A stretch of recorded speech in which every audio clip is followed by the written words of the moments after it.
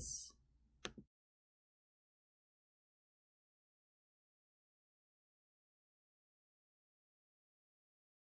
Last time, the time before last time, we killed a hag. Or did we kill it last time? I think we killed it last time. Yeah, Last- you did. We killed a would have hag. mid-fight. Mm-hmm. Yeah. A big old hag. Big hag, yeah. Yeah. We covered a skull. We covered lots of fun magic items in the hag's hut. And also some non-magical items. They're just interesting. But eventually I think we made our way back to Duros. Mm-hmm. Yeah. The horses, we took the horses back. They're all fine. We approached in the evening time, and we went to turn in the heads at the mill first, and then got lots of good golds for that. We went to Shield Station and left a notice with the guard there that was saying we have business with Seagarten and convinced him to give it his priority. Roland convinced him. Yeah, that was fun. And then I think we just went to Roland's parents' house and took watches and hung out for the night. And Tarvik had a dream. Yeah, Tarvik had a dream. That was the big excitement. Tarvik dreamed that he was in some sort of red desert with a bunch of stars, and after experimenting for a little bit, Tarvik just started walking in a direction. Found out he didn't have magic in this place. And after he stopped for a little bit, he found a dead, rotting deer, and then when he turned, he saw a village that he did not recognize, completely on fire, including people screaming inside of it.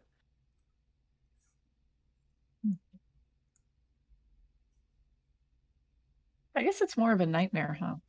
Yeah, most of it wasn't a nightmare. It was just the ending that was. Most of it was just quiet aloneness, I suppose. Probably what Tarvik needs after just being with these people. Yes. Oh, this is just fine. This is my life now.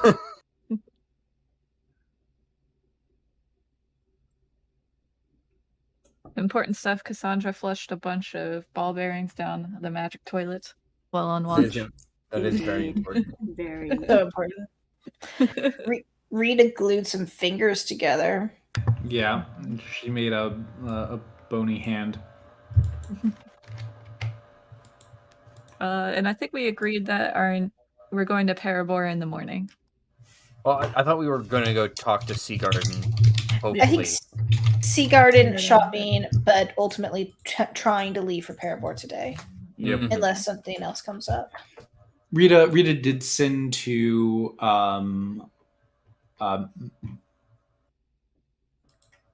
it's Madrina. She sent to Madrina about the ornate swords from the that she picked up off the Cambrian.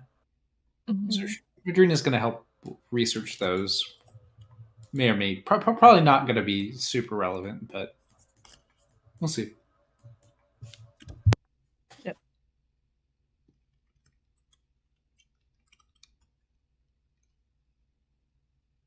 Another thing I want to chime in here and say is Pick is still relatively silent with Rieta, even though Rieta did something funny.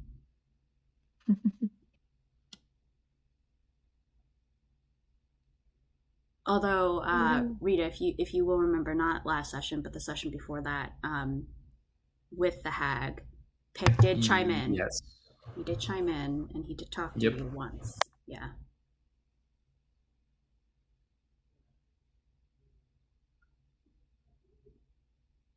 All right. I think you hit most things. One thing also that I think that's good to mention is Cassandra, you did attune to a magical item. Yes. Proof against detection and location. Yeah. And I think that's so. Let's go into today's session here. So you guys have just completed a long rest. Make sure you mark that on your sheets. Spells and HP are back for you guys. So you wake up fairly early. Tarvik, your wake is very sudden and abrupt after gasping from your dream. The others around you, I believe, Roland and Rieta have been awake due to their watch, and then Cassandra, you kind of wake up at the startle of Tarvik, a slight gasp. So the day is yours. It's roughly 6-ish in the morning. It's still probably very early and not as dark. Or, I mean, not as bright. It's pretty dark, I think.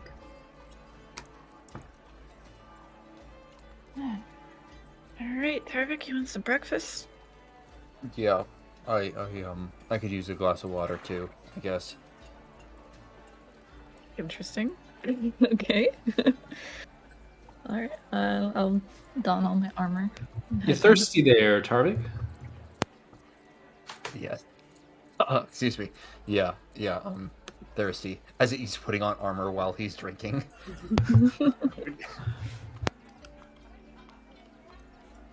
He's very Is this loud. normal for Tarvik?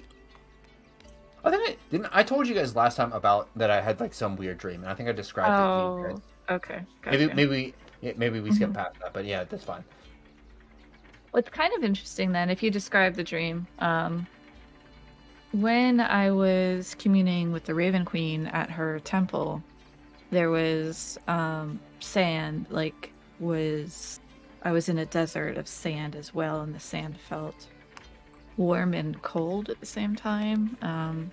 But I don't remember anything like what you said with this town or the dead body or anything, the dead deer. Seems symbolic, but I'm not sure what. It didn't look like parable, or did it? No. I mean, I didn't recognize it. I wasn't in Paraport that long, but I feel like I would have picked up on it, I suppose. Is there like some notable desert somewhere? A red desert. Anyone know about that? There's lots of deserts in the world. I don't think there's one particularly close to where we are. Is anyone proficient in, let's say... Geography. Yeah, I know, right? I'm trying to figure out which one's the closest. Yeesh. How about just history? I have history. You're proficient in it? Go ahead and roll. Oh, yeah. Yes, there are deserts that you're aware of. However, they are not on the Sword Coast. They are further eastward. Nearest desert is further eastward. Away from the coast. Does it have red sand? Do you know about it? You would know probably normal sand. Not particularly red, no. Maybe the sand was red with blood. Because the village was, put to the torch and all the people died and bled out into the sand. I will say, Roland, with your general intelligence, I'll add in here that sand can also be found in other places, not in a desert. It occurs to me that sand can be found in other places, not a desert. A beach, perhaps, or other sandy canyons and even underground places sometimes.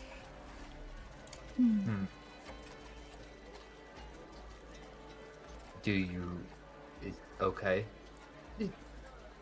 I mean, this sand also glowed and had weird stars overhead. Do you know places like that? Weird stars overhead. I mean, there are other planes of existence that would have different constellations. I believe there's a sandy part of the elemental plane somewhere. Well, unless someone else has anything, I do want to bring up another possibly more reasonable explanation, which is that it was a dream and it was not real. Well, just because it's not real doesn't mean it's not important. I mean, it felt weird, but it was not real. What's your god, Tarvik? Talos. What's he known for?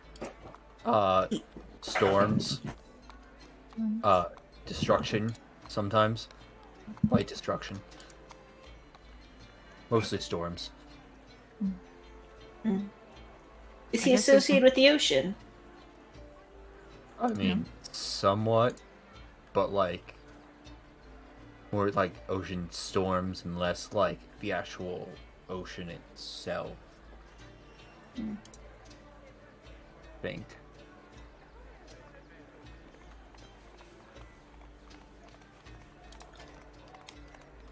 I guess perhaps it could be ocean storms. There's sand under the ocean, and your stars would look weird through the water, maybe. Yes, but that wouldn't. How I don't understand how there would be a burning village if it was underwater. True. Yeah. I don't know. Fire burns underwater. I feel like you would have understood in the dream that you're underwater if it was underwater. Dreams are weird, though. They are. Alright, well, Tarvik, if you don't see any significance in it, then perhaps it's just anxiety or something. Yes. Have you been feeling anxious? I mean, no more than usual. Maybe it's like coming to a boiling point and all that stuff that you keep in and don't share with your friends. No. Well, if that is the case, then maybe it's best if we just wait until it boils over then. Starts packing up things. Not usually, but no. Nobody's gonna force you to talk about anything.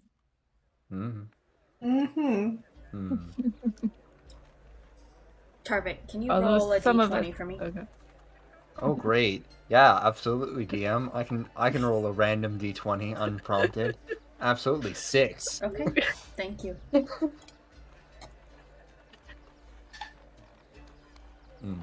Do we want to maybe go see if we can talk to Seagarten or whatever, so we can get on road-ish? Yes, we can go, Tarvik.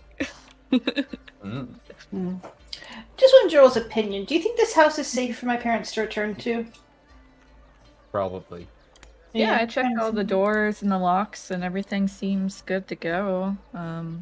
We stayed here a night and saw nothing. It's probably as safe as anywhere else in the city. Yeah. Okay, good to know. Let's go to Seagarten. Okay. Where would she be? Shield Station? Either Shield House, Shield Station, or the mill, probably. Or somewhere completely others. I feel like she was at the mill during the day last time, like training. As you guys are leaving the house. Yep. As you guys open the door, you see in front of you a human male guard who has a very kind of dumbstruck look on his face, as his fist is right in front of who is leading this adventure out the door. I guess Tarvik was the one. Yeah, that Tarvik rushed. was charging out to escape the conversation. Tarvik, you see a fist coming towards your face. As the mouth of this gentleman, it opens ever so slowly as it halts right in front of your face, and he goes up. Hello, and he takes a step back after seeing your massive form, and he just kind of looks up a little bit. Are you here for morning. us? Good morning. Are you here I'm for looking us, for and he kind of No. We're death good. Yes, you're here for us. witness. Yeah. Yay! I love how Tarvik was the one who was in the front. I like to imagine it's like like 3 cheering children, just so excited to hear their own names, surrounded by like an adult who looks like he hasn't had coffee yet this morning. Definitely. You can That's see us. you can see his face is a little flushed and he's a little bit out of breath. He's just catching it. Death's witness. Yes, I think there's a Tarvik, and he kind of pulls out a little piece of paper and he reads off your names. Yes. Yeah, that's us. Follow me, please, quickly. Okay. Okay. We follow. All right. Are we going to see Seagarten? Is that what this is? Yes. You requested to see her, and Yes. she's calling upon Excellent. Right. Well, that worked really well. I mean, yeah. Need to be. We hope. So, you guys take a different stroll than you're used to. And Roland, you specifically note that most crossings, right, like in your area, at least where you live here on the map, the routes that you take are these 2 points here. And, you know, when you go far off, more north to the city, you take the routes across the river towards the top. However, you notice that you are being taken through the royal circle and close to the royal house. So you guys are kind of like going in this path. And you notice the guard that has summoned you, though very, very similar in uniform, does have a small like little pin or a pennant on the lapel. And Roland, living in the city, you recognize this as not necessarily like ambassador of sorts, but a special designation for those who are allowed to kind of represent those high in power. And so high in power meaning the first and the second chairs, and even sometimes the third chairs of the different houses that rule over Duras. And so you kind of notice this small different marking. So this is not your typical guard who has come to summon you. And you see as he kind of walks through this area here. The last time we were summoned by guards, they weren't the sort of special. They didn't have these special pins, right? Correct. Yes. This one in particular does have a pin. As we approach like the royal house, I'm gonna like put my cloak up and my hood up, and, like cover everything. You try to be stealthy. Go ahead and make a stealth check for me. Okay. How well you can hide, blend in. Okay. 14. The rest of you, are you just walking normally? Yep. Okay. Yeah. Yes. You do garner a little bit of attention as a crowd, as especially Tarvik kind of draws a little bit more attention than the rest of you. But Cassandra, you seem to kind of just shuffle into the shadows of your fellow friends and continue walking. As Tarvik starts to get more attention than Rieta is gonna like sort of start, I don't know, sort of like strutting a little bit and just trying to get the attention on her instead of Tarvik. Oh no, Tarvik's gonna hate that, and Rieta will also hate that as well. You also get the looks.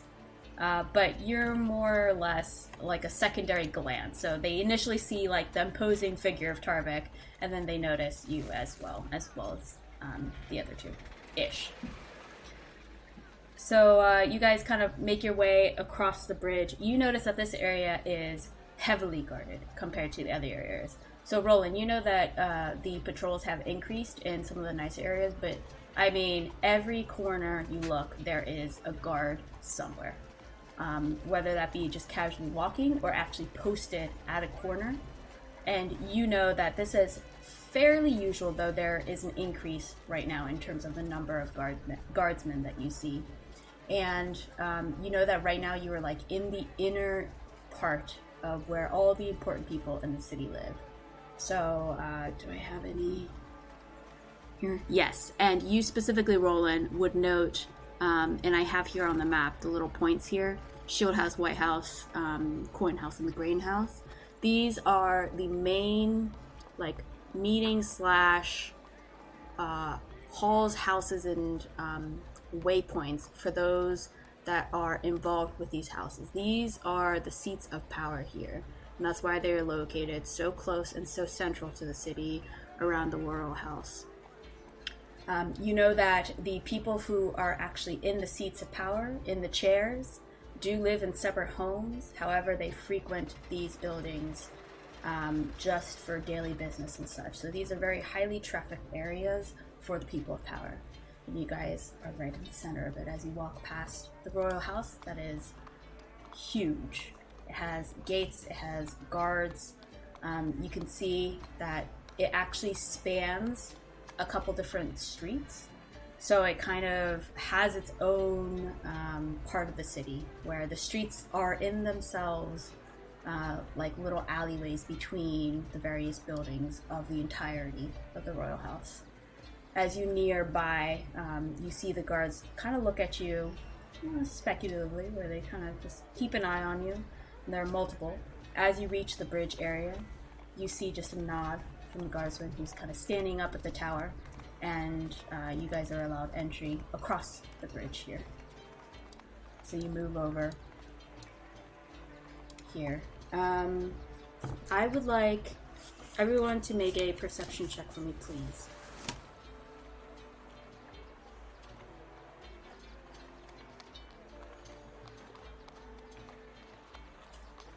Oh. What is Rieta looking at? What is Rieta doing to be so Rieta, Rieta is just she's getting more and more irritated that people are looking at Tarvik instead of her. That she just sort of just pulls out pick and starts playing, doing a little bit of a tune, and trying to become more popular than Tarvik. Great. Alright, so... Oh, I'm surprised with Tarvik's roll. No, just a 7. Yeah. Cassandra, you notice behind you, a shadow just kind of goes behind a wall. As kind of like in the lower left periphery, and the shadow just kind of disappears. You see it for about a second, just a flit of a shadow that seems pretty unusual to you. And it doesn't follow you as you cross the bridge. Okay. You guys continue forward here, and you are actually taken this way over here. And you see a very large, fairly opulent building. It has a very nice view right next to the river. And you see 2 guardsmen in the front who kind of wear the same pin that your escort is wearing. As he says to you, please follow me. As he leads you into this building, and he kind of nods at the guards. You walk in, and you see a very lavish entryway. You see like a chandelier on top. You see there is a staircase before you that is draped in carpentry red, velvet, thick, beautiful, as it goes all the way up onto a second floor landing, excuse me, where you see it kind of splits off in the hallway, leading to other rooms, as well as a second staircase onto a third floor. You also see to the left and the right of you rooms as well. And you see on the very left-hand side, very deep in discussion. And I would say Tarvik, you would notice a sense of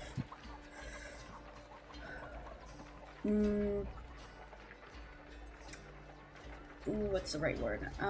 Not distraught, but just like more intense conversation between Seagarten, and you actually see Magic Mike there. With your passive perception, you would notice him, Tarvik. You see he does have a hood up, and there's only a little bit of his face showing, and you can see he's kind of like diminutive in form, but he is talking with Seagarten off to the left in one of these rooms. And you see the guard just kind of gives you a hand, puts his right hand up as like a pause motion, as he walks very briskly to Seagarten. He just kind of bows a little bit in front of her and whispers to her. And she gives a hand to him, looks towards you all, nods once and just puts her finger up as she continues her conversation with Magic Mike. The guard comes back to you and says, she'll be with you in a moment. If you can just all wait here. He kind of puts his hands up, just kind of seats you at these little benches that are by the door. So what do you guys do here at Shield House? Rieta is asking the guard. Well, we protect the city, and we protect the inhabitants. Make sure that everything is going according to law. We are the shield. And he kind of does a nervous chuckle. Was there a jaguar at the royal house the other day? A what? Jaguar. You can see he has a very a very, I have no idea what you're talking about look. Huh? That's too bad. Never mind. What's a jaguar? It's a giant cat. Oh, I mean, Black cat. there are some big ones around the Rogues Ward. All those strays. Funny. Alright, so you see the conversation wrapping up a little bit. I'll say, Tarvik, because of your high passive, go ahead and roll me a perception check. You're the highest one. Nope. Okay. Yep, nope. You get what I got you, or what I gave you.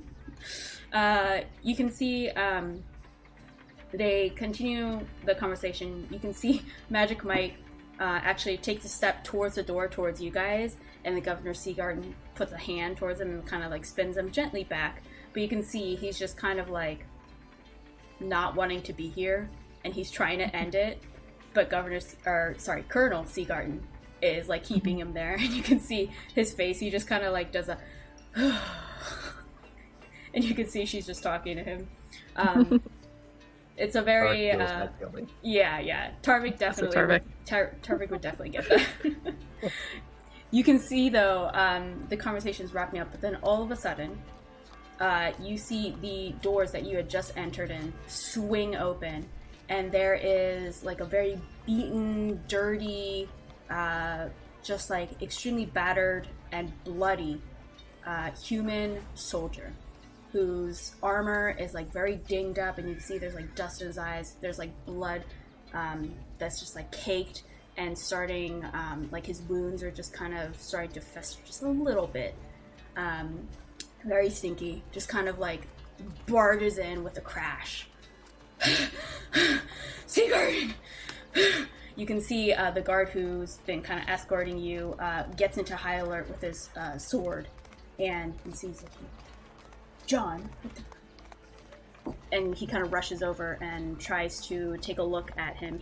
The soldier who came in just collapses onto the floor, essentially. You can see Seagarten's surprise. Same with Magic Mike, actually. Magic Mike actually just kind of backs into the wall, very startled, and he kind of makes himself even smaller, tries to hide against the wall. He comes in, crashes through. I need to talk to Seagarten, please, Michael. And as he's talking to the guard who was escorting you, apparently named Michael, you can see Seagarten rushes over. Michael, what is the meaning of this? Seagarten, please, you have to listen to me. Zeke, he's been taken. You can see blood spatters onto the floor, and he's Rush forward with a healing potion. Okay. Common? Yeah. Actually checking if I have one. I think I do. I might not. Okay. I'm trying to look. We didn't supply up. I'll cast Healing Word. I'll just say, you're not looking too good. Wow, that's so healing. And after that healing word, he's still not looking good. But... You can see he kind of takes a breath after the healing word. Oh, very nice. 8. You can see his wounds start to close, and you can see the smell from a festering wound seems to kind of go away. The blood seems to dry up a little bit more, and he's breathing not as laboriously as before. He can say, he kind of looks at his hands what the fuck just happened? Colonel, Zeke's been taken.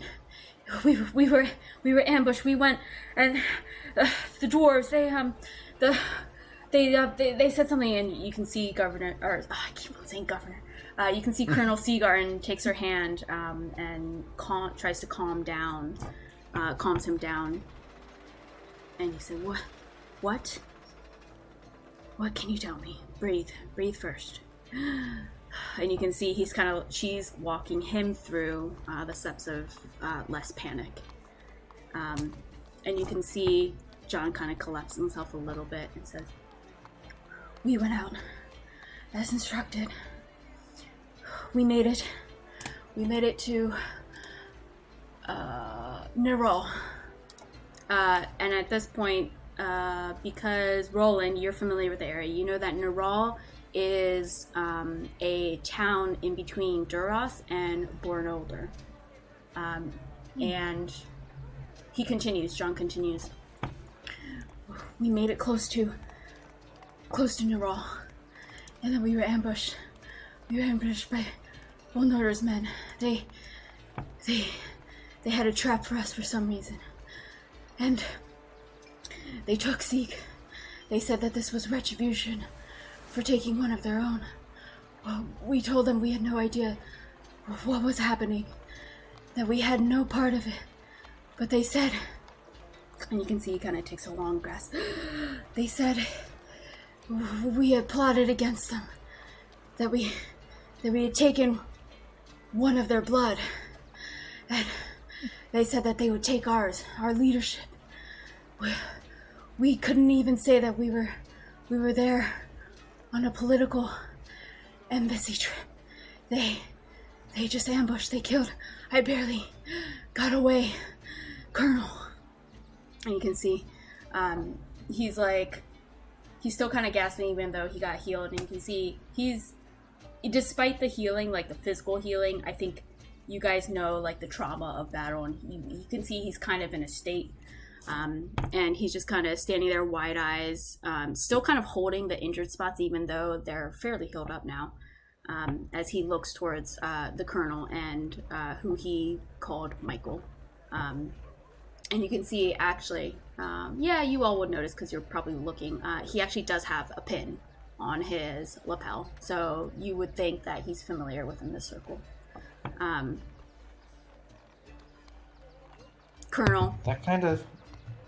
Go ahead. Rita just sort of says under her breath, that kind of sounded like Cromwell's story a little bit. Could also be related to the missing people in general. The Gloomers. The Colonel kind of gets him up on his feet a little bit, and she summons some internal guards. She yells for them, and they come in rushing from like one of the side rooms that you've seen. There are 2 guards there, and you can see that she just kind of barks orders at them to notify General Denoff. And Roland, you're very familiar with the name. That is the head honcho of Shield House, of the situation, as well as bring medical care, medical supplies, as well as some water to John here. And you can see she kind of sets him up towards one of the benches, along with Michael.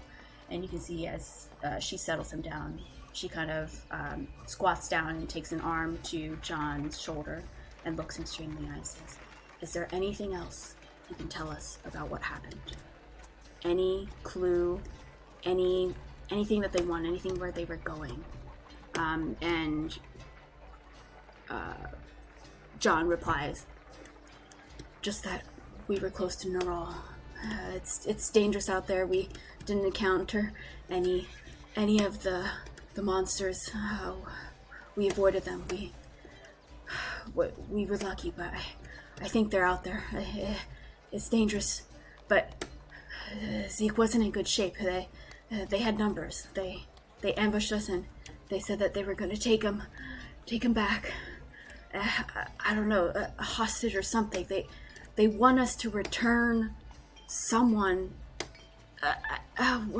And you can see he's like struggling with his brain, or struggling with his memory, and she kind of Rita, tries to calm Rita's him mine. down.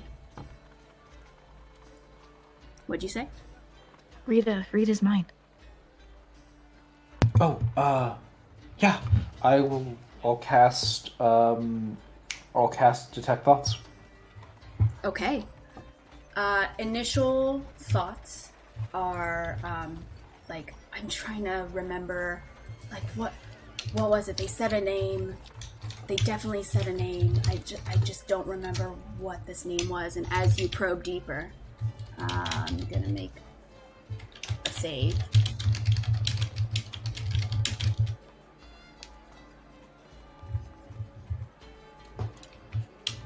Oh, yeah, that's a fail. Okay, he is too distraught right now. As you probe deeper, you kind of get the sense of something that even he's struggling to get. You hear the name Darkstone. They've taken someone named Darkstone. And you can see his face, he's still struggling to trying to figure out a name. Yeah. Rita speaks up. Darkstone? You can see his eyes light up with recognition. Yes, that was the name.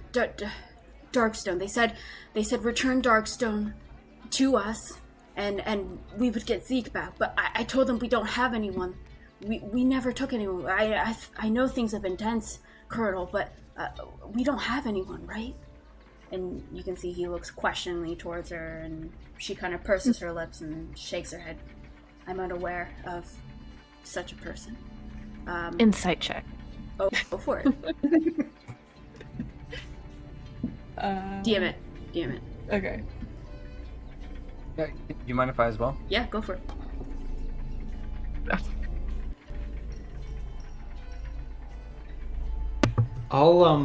I'll turn the. I'm not going to probe deeply, but I'll turn the detect thoughts to Seagarten. Oh, okay. Alright, let's see how she does. Give me a second, because this will determine who I pull into one-on-one. Let me find Seagarten. Where is her character sheet? Colonel. Here we go.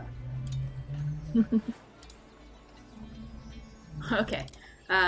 Both Rieta and Tarvik can go into the one-on-one chat. Sorry, Cassandra. Sorry. I'm not a really wise person. I just don't trust anyone. That's fair. All right.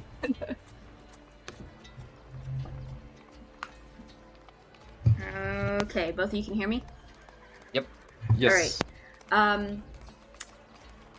Tarvik, you glean from her kind of facial reaction. She does recognize a name, but she's not trying to be elusive or anything. In terms of what she said of we're not holding anyone by that name, that's true. You find her to be very truthful in that. And Rieta, what you get is inside her mind as you probe in deeper, that glimpse of recognition was, oh, well, I know a Darkstone, I know a Cromwell Darkstone, but we're not holding him.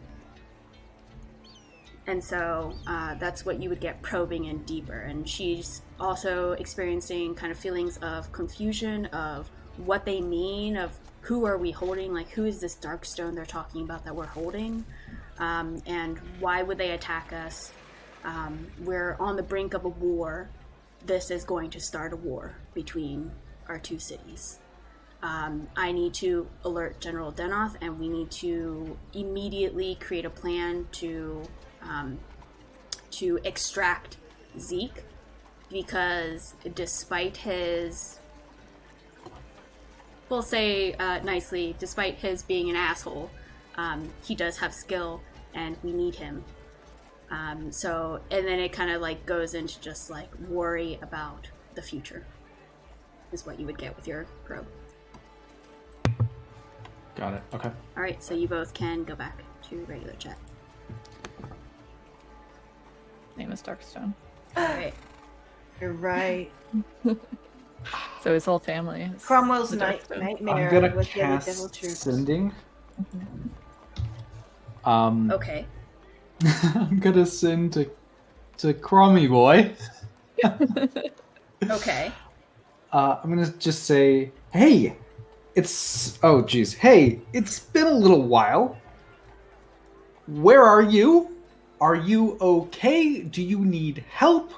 What is going on? How you doing, bud?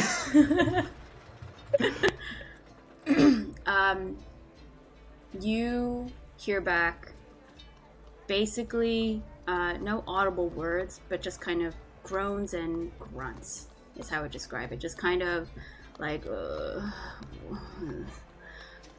trying to speak, but not really able to because well, okay, here, make an insight check for me actually. See how much I give you. Okay. I turn my detect thoughts through the sentence. Insight. I know my Magic. alphabet. I can find this. Here we go. Ooh, Whoa! Wow. Very nice. Okay. You get a sense that he's either magically or chemically somehow incapacitated to talk. And it's not like he's physically bound and can't physically talk, but you can see, like, you can kind of sense through this sending that he's just not really there. He's somehow, like, kind of getting woken up from your voice, but is, like, groggy almost. Like, someone would reply if you, like, just woke them up. They don't know really what you said, and they can't really respond coherently, but it kind of, like, arouses him somehow. Like, from some type of sleep or something. He's not in a good state, from what you can sense from this sending. He's not in his usual, like, capacity to reply. Something's wrong with Cromwell. Listen, He's not- John. Anything else? Please, it's important. He just kind of shakes his head. She kind of takes him up and looks at you. Please, give me a moment here. Please wait here. And she kind of sidesteps off with John. Sorry, Rita, go ahead. Yeah, that was all that she was gonna say. Is something's wrong with Cromwell. You want us to scry on him? Nikolai was an evil bastard? And took Cromwell somewhere? You met Nikolai. Rita, what'd you think of him? I am going back to my old note-taking tool where I have that information. Nikolai. Nikolai was just a Dwarf guy. working for Seagarten, yeah. That He was. Oh, that's right. He was Cromwell. really mad. He sort of had the wool pulled over his eyes about Cromwell.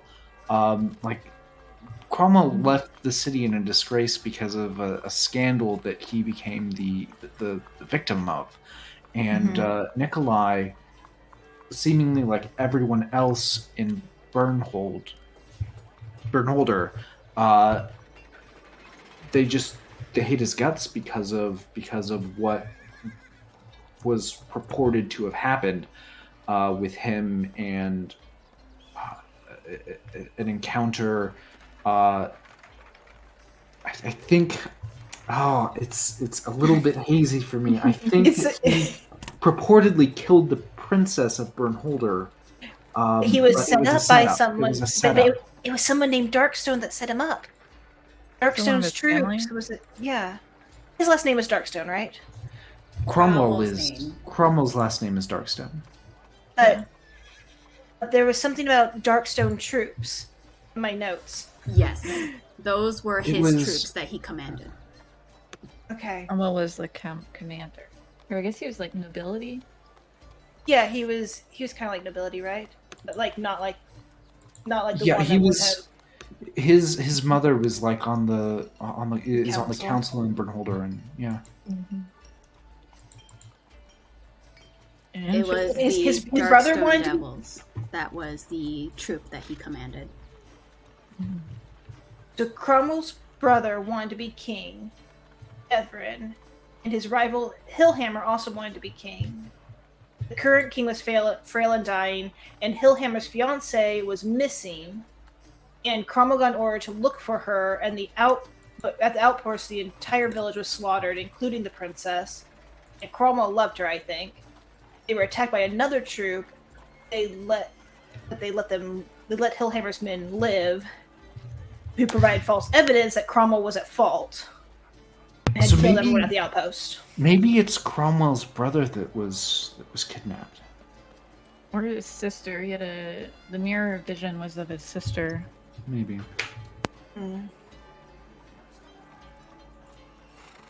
Or Cromwell, if he doesn't sound so good. But Cromwell was. I mean, maybe he's just like, I don't know, still drunk from last night. But it seems like that's the best case scenario, and that's not a good scenario. Knowing him. I feel like I should scry on him and see if I can tell if he's just like dozing or like in a prison or something. Or like imagine, yes, otherwise confined. It While could you also guys be related to these missing people. Oh, sorry. No, go ahead. And if it's related to the missing people, then the necromancers are still a good lead on that.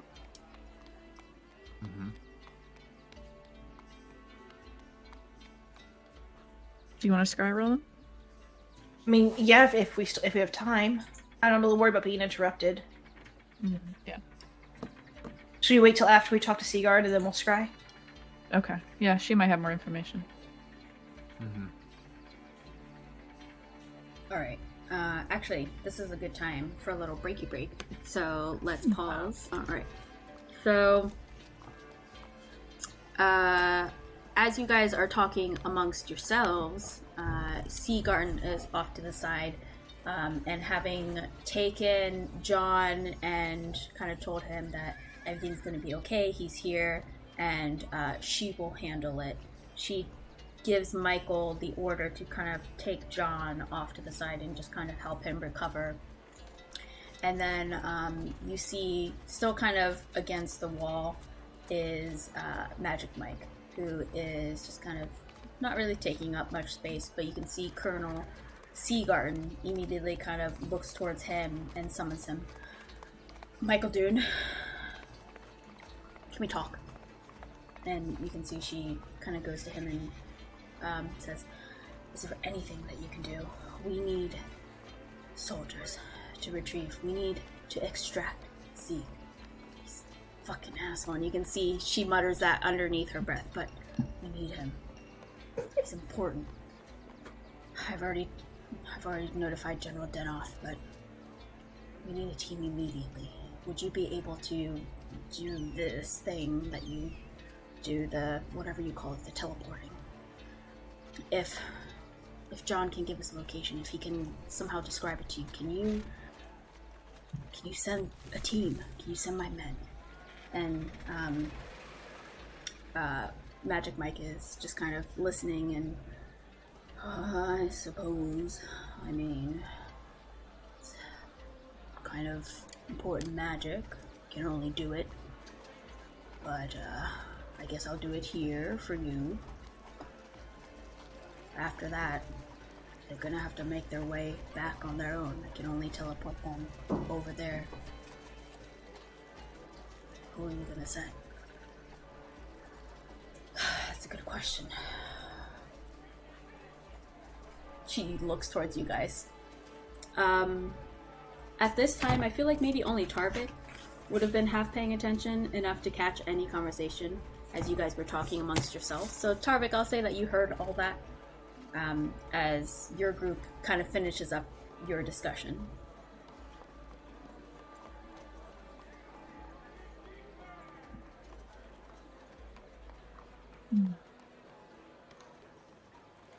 I'm gonna guess that Detect Thoughts has run its course. It's up to a minute. Right, but wasn't your sending... Didn't your sending negate that? No, sending is not concentration. Oh, wonderful. It's instantaneous. Oh, then let's see. No, it's 1 round actually, but it's not concentration. Okay. Then I'll say, yeah, it's pretty much fizzled out. As you guys were talking amongst yourself, I'd say it definitely fizzled out.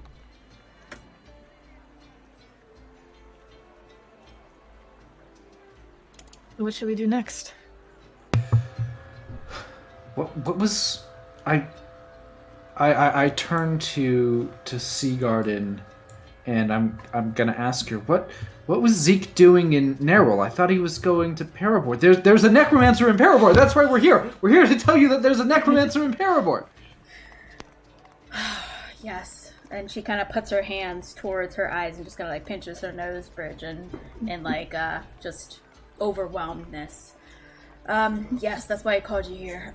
Well, we had sent over some of our men because we needed Zeke to be a bridge between us and Bernolder, but apparently that's gone to shit. She kind of like motions her hand and just kind of like rubs her cheek as she's kind of in thought. We know a Darkstone. Yes, that Cromwell fellow that used to travel with you all. Yeah. And I must say, we are not holding him. Please, do believe me. We have no prisoner of war. The war hasn't even started yet, but it will now. Please believe me. We hold no one, and it seems they're fabricating something. Perhaps to start and instigate the war between us. It's been teetering. I'm rambling here. Forgive me. Do you think it's related to the missing people? She pauses for a second. Kind of thinks, but perhaps. Perhaps not. There are many things happening in the city. And these creatures, I don't think it would relate with Bernolder. I don't think they would sink as low to associate themselves with such darkness, such evil. If they would, they truly are our enemy and a war should happen. Now, for the matter of Zeke, all of you have unfortunately had the pleasure of interacting with him. However, even though he's a complete ass, he's important. He has skills, he has the leadership, and we're going to need him. May I ask you all to be part of a retrieval team that I will be sending? I understand you have matters in Parabor, and we have a team checking on the situation, and I will let you know as soon as they report back to me on what the situation is. But this is immediate.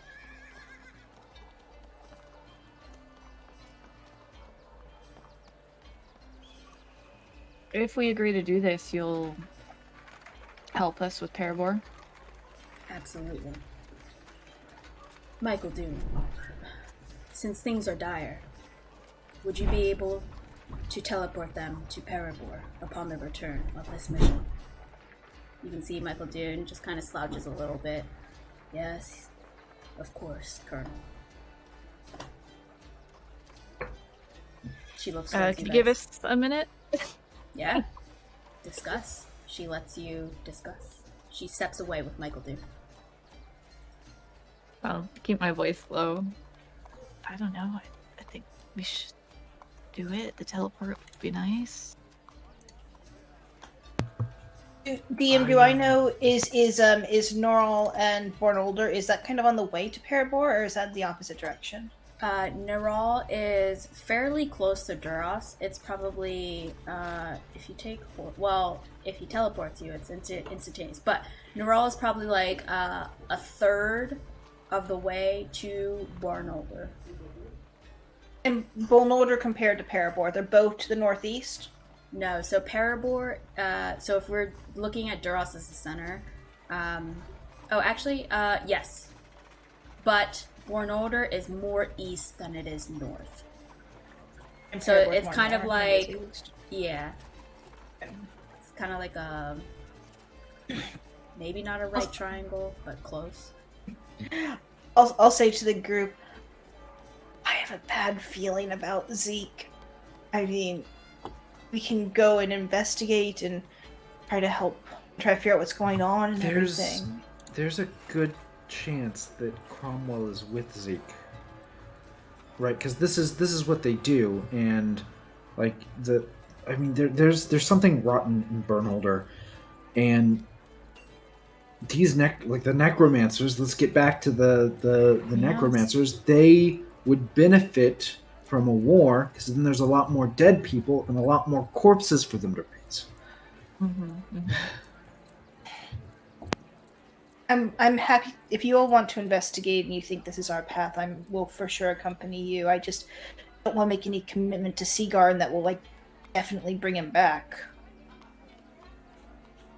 Can we bring our horses? You think? How do we get? Hey, back?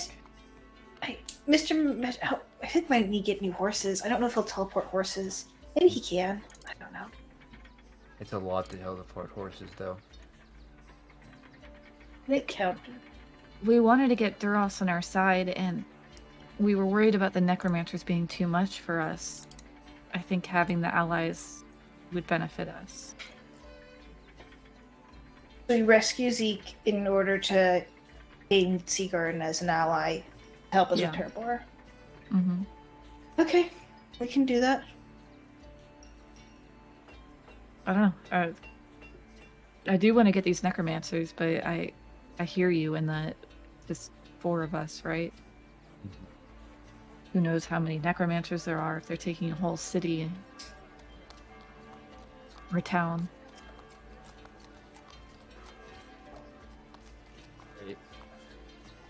I mean, yeah, maybe we just find a way to speed it up a little bit. I know that the guy maybe could give a location. Let me try something. And Tarvik walks away. Where does he walk to? Outside. All right.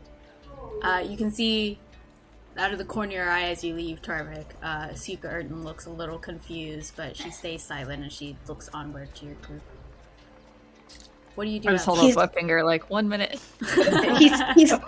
He's gonna try something. I think he needs the sky to do it. She just kind of nods, purses her lips. I actually need 10 minutes, but okay. you guys take your time. Yeah. Might go over to Mr. Magic Michael Dude and pull out the completely burnt to a crisp flower.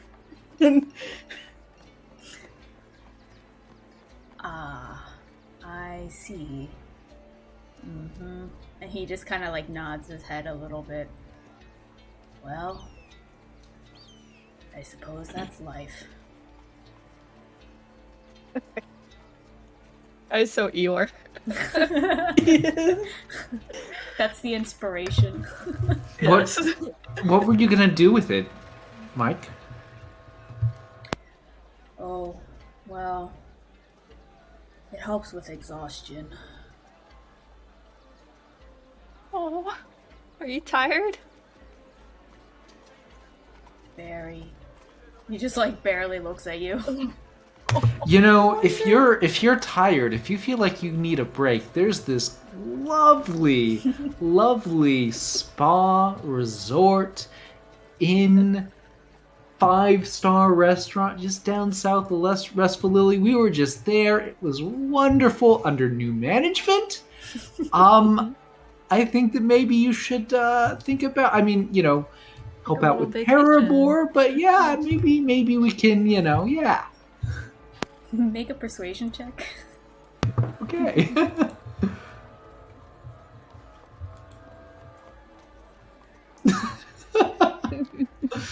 There's a quiet pause, and then all you hear is, okay. He needs this. Sorry about the Lily. Mike, maybe there's something else I can do to help you. I'm gonna pull out one of the Fey chocolates, and I'm gonna offer it to Mike. Ooh. This guy's to teleport us. Please don't murder him. Instant death.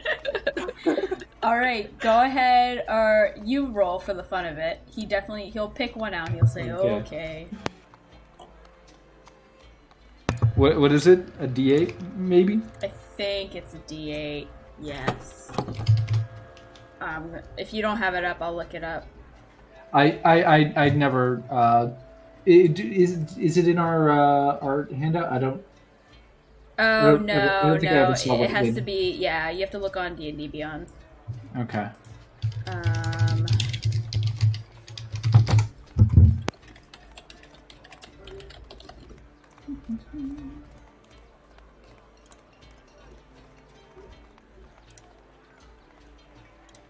It is, yes, it is a D8, so you can roll.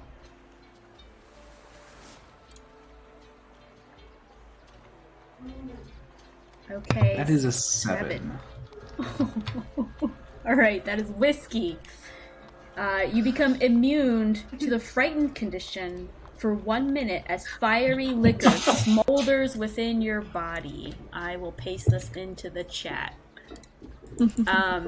So you see as he reaches forward and he just starts eating it. Whew. That's fiery. Very delicious. Thank you. He likes it.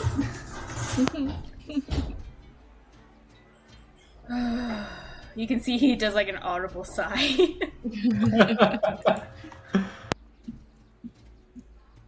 I have maybe something. I don't think it's gonna help him though. You say you're just you feel tired all the time? I see you're a wizard. Please, I don't need anything. He just kind of puts his hand out half-heartedly. Can you teleport horses? I can teleport a willing creature. If your horse is willing, just shrugs.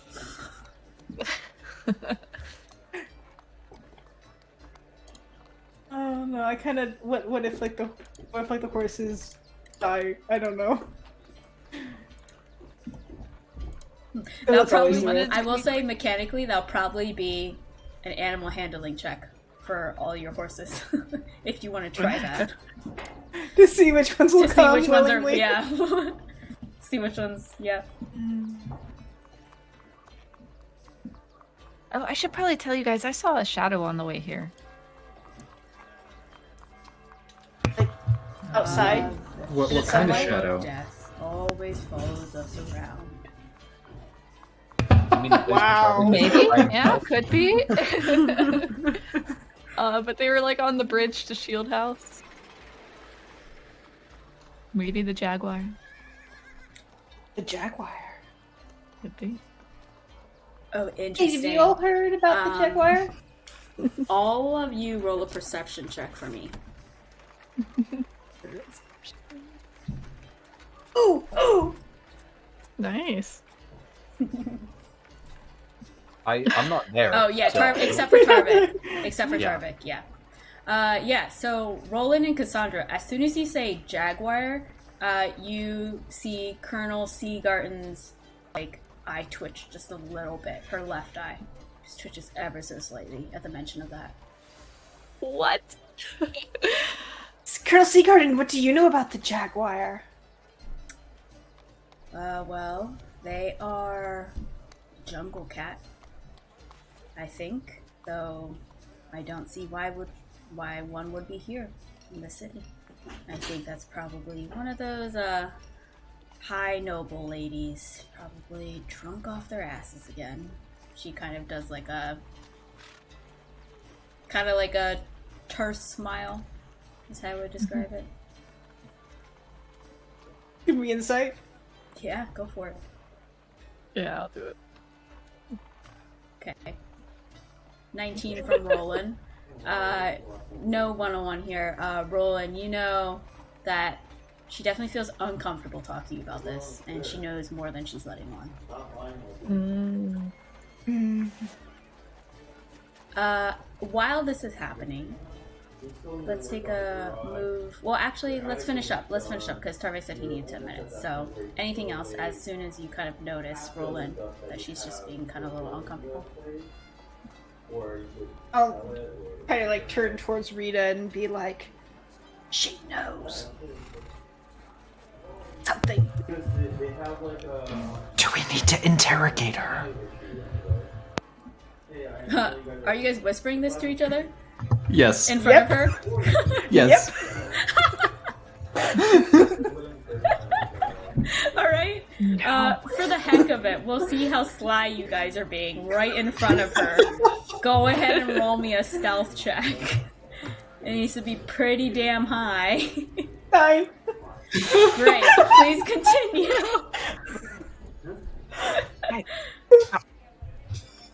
You need an ally. We're here for An ally. For Jaguar, doesn't matter. We'll ask when we get back, after we rescue Zeke. Okay. Once this whole thing is dealt with, we can do whatever it is we need to do. Wait, no. I don't think that's necessary, she chimes in. As I mentioned... Rieta cracks her knuckles. As I mentioned... Cassandra face bombs. I'm not quite sure it's that big of a concern. It's probably just a rumor. I wouldn't concern yourselves. There are bigger things to worry about. For sure. She just kind of looks at you, but then just immediately glances towards Roland and Rieta. For sure. Yep, for sure. This is definitely for a different day that we'll be coming back around to then, later at a different day, for sure. She just does a little tight smile. For Tarvik, what have you been doing? I go outside of the building. Mm-hmm. You see that there are 2 guards at the door. Okay. I go up to the first guy and be like, I need a few minutes outside. I will be right back. Oh, they are outside. Like when you go outside, there are 2 guards posted at the door. Yeah, I'm just letting them know that I'm leaving. Oh, yes. I don't want the next step to be like, hey, who are you? What? Yes. Why are you coming in here? Hey, Need his man. wrist stamped. Hey, bro. Yes. Yeah, exactly. I'm getting my wrist stamped. Yes. They just kind of nod towards you.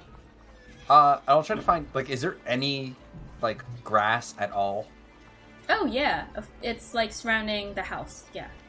Yeah, okay. I'll go over to, like, the grassy area over there, and I'll start taking out some things. Specifically, I'll take out 1 porcelain bowl.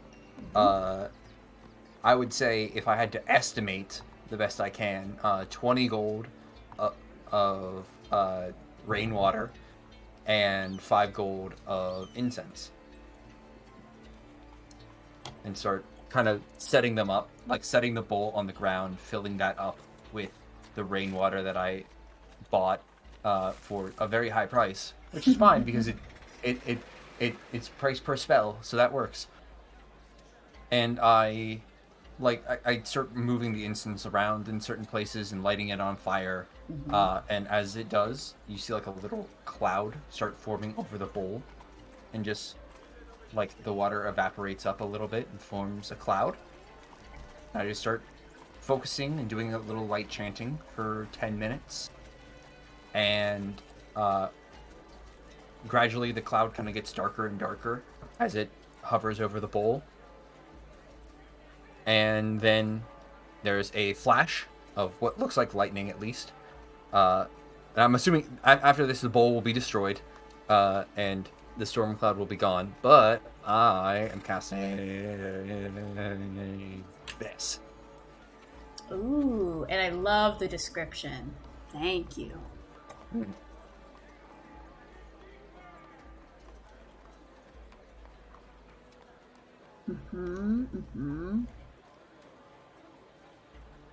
I cast the spell 2 or more times. Okay. Alright.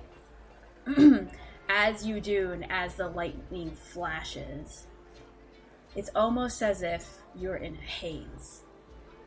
You are not visible to anyone else around you, the guards just kind of see you sitting around a bowl, but you yourself feel like you are inside and in the presence of a storm cloud, right in the middle of it. What is your question? My question is going to be,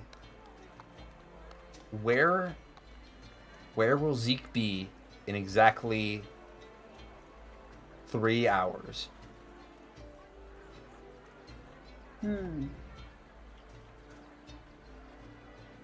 Alright, let me think about how I want to reply to that.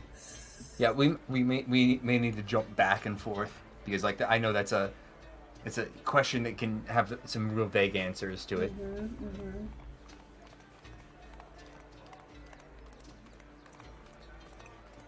You get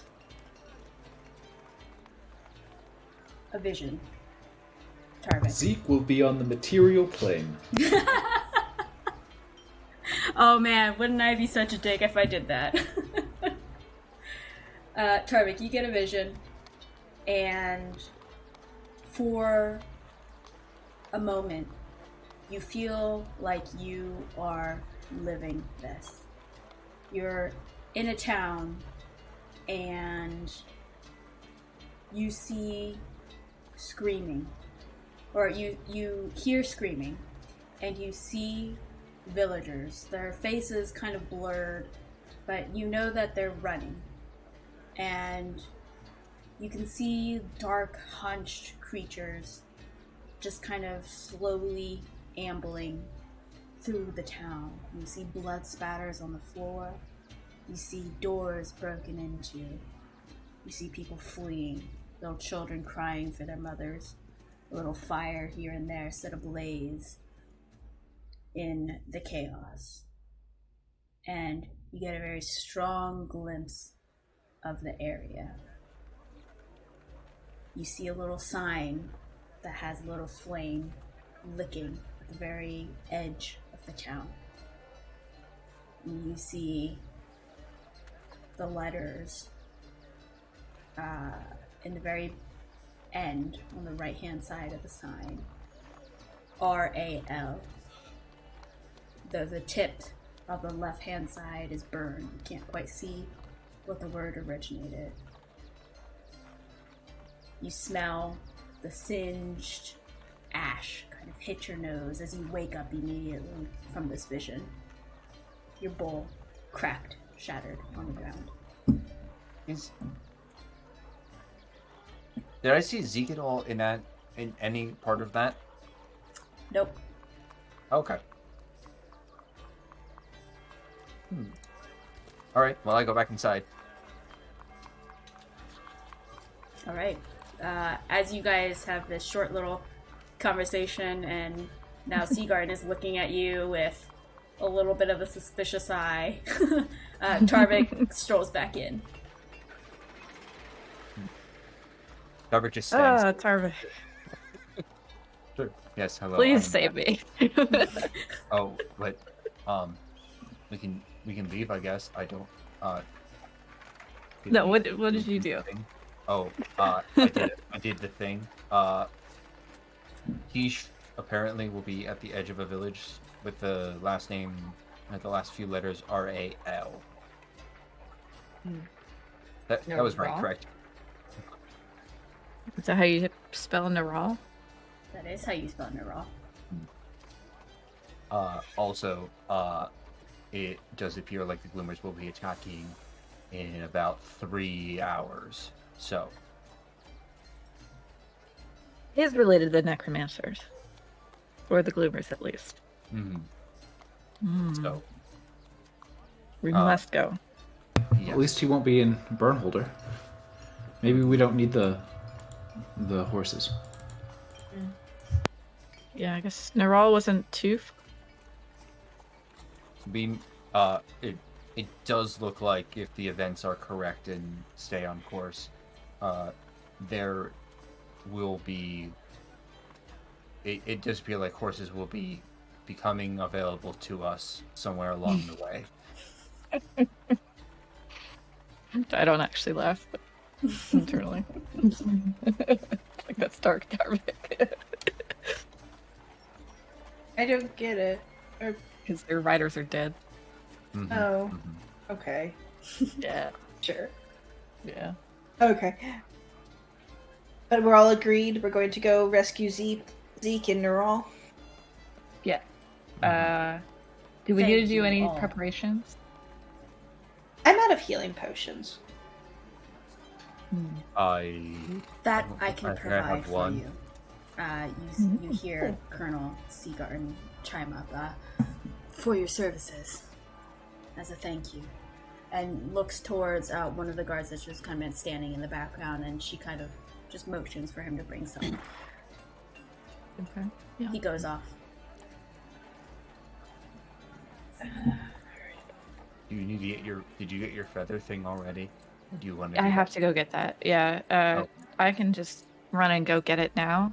Shop should be Please. open, right? Time is of the essence. If you all need to make your preparations, I'd say please do so within an hour's time, and please come back here so Michael Dune may teleport you. Okay. Right, so back here in 1 hour, don't bring the horses. Yes, please. Mhm.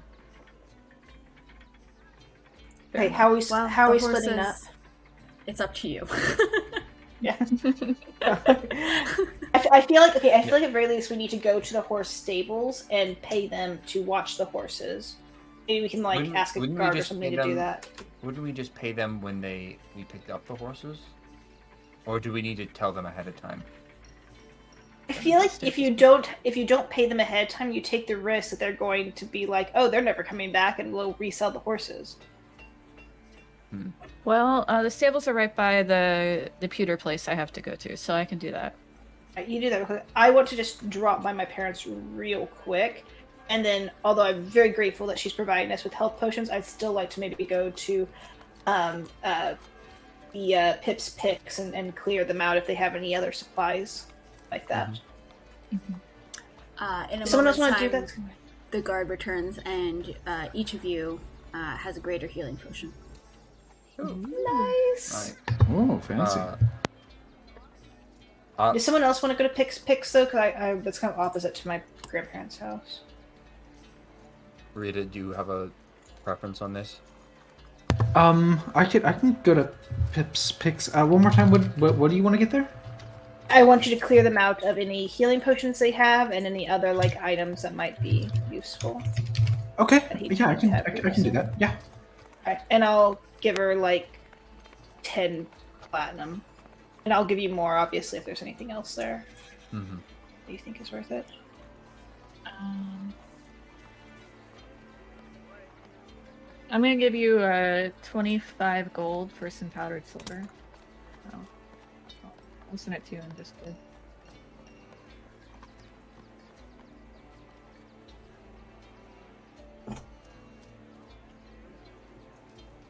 Anything else that we should get? Do you have ceremony now? That's exciting. I do. Yeah. Mm. You want to dedicate us to this cause? Possibly. Yeah, I don't think I have anything, but I'll find. I think I have an idea of something I can do. Okay. So we all real quick split up and then meet back? Mm-hmm. All right, who wants to go first? Let me know where you're going.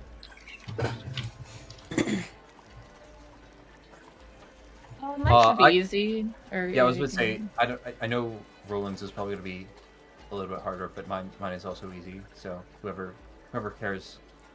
Yeah, go ahead, Trevor. Oh, mine was literally Tarvik goes and just. Let's try your head.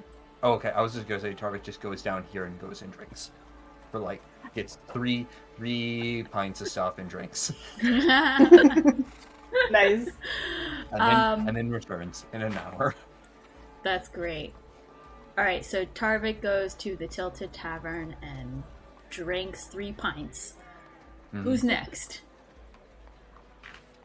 Cassandra goes to Heroa's pewter Mm-hmm. to pick up the feather that's silvered or pewtered. Oh, hello, dear. Welcome.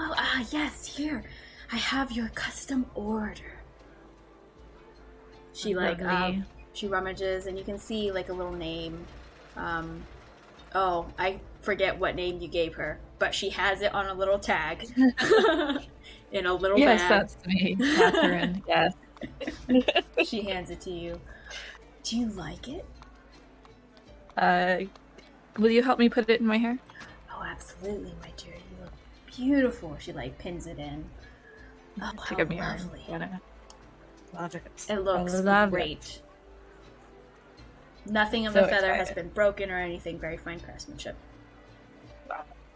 You are the best. I'll give her a gold tip. Like I already paid for it. Wonderful. Oh, thank you, my dear. Thank you. Absolutely. All right, and then I have to go to the stables. Thank you. And what are you doing at the stables? Telling them ahead of time that we want the horses for an extra 3 days here. Ah, yes. Easy enough. Easy enough. You Yeah. get a yes. Yeah. Okay, cool. All right. And then I head back. Okay. Let's do that. Yay, I got my... Put your token back over by the stables, so I know where everyone kind of went. Rieta, where did you go? I am heading up to Pip's Picks. Yes, Pip's Picks. Perfect. All right, move your Yeah. token over there, and you swing. Oh, go ahead. But before I get there, and I'm being careful to make sure that Tarvik in particular hasn't followed me. Make a perception check. Okay. Tarvik, you didn't follow Rieta, right? Oh, absolutely 100%. not. Okay. I have no reason to follow Rieta. Wonderful. Rieta, you kind of make sure that Tarvik is not following you. Also, you wouldn't have been able to go over that bridgeway Oh, on okay. your own. But you know Okay. that Tarvik's not following you. I However, go down this way then. Well, Yes. I was going to say, if you go down this way, Tarvik's also going down this way, so you might just coincidentally see Tarvik. Yeah. Yeah, I follow Tarvik, and then make sure that I'm going a different direction then. Perfect. So Tarvik continues going down south, and you kind of pivot towards the bridge that goes over the river. Good. As you look back, though, you notice there's just a guardsman who's just casually, like, keeping maybe 60 feet at distance, who's just kind of following you. I try to lose him. Okay. Let's see. Go ahead and let's do. Describe to me how you try to lose them. That'll determine the roll. I just try to find like big crowds of people and like get lost in them, and then do like sort of just suddenly turn down a street when I'm I try to make it look like I'm going to go one way, and then I just dive down another street in a big crowd of people. I'm just trying to get lost in the crowd in different streets and things. Okay, go ahead and roll me stealth. Okay. Alright, let me see.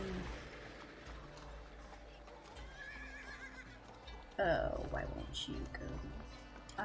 Yes. Oh, actually, pretty low. Alright, so you dip in, you hide, you pause, you do fake outs, and eventually you don't see the guard.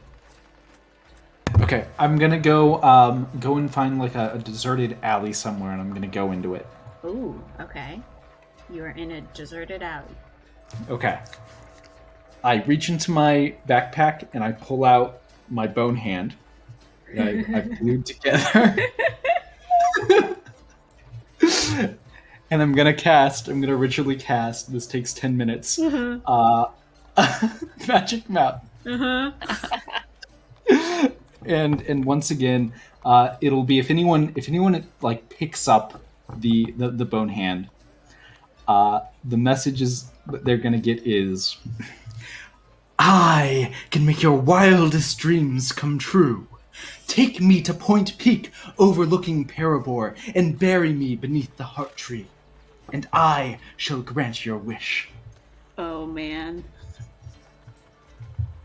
Alright. And then I hide it here somewhere in the alley.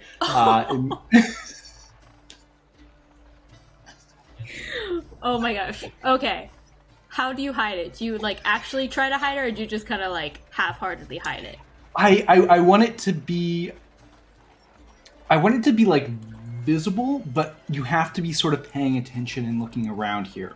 So it's discreet, but like so like you know, but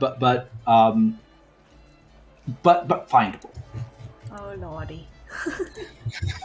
Here is a little marker. We'll make this yellow little box. Make sure I remember.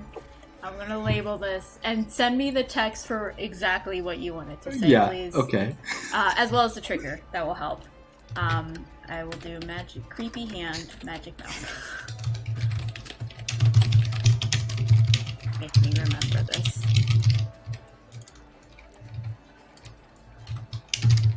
We'll do white.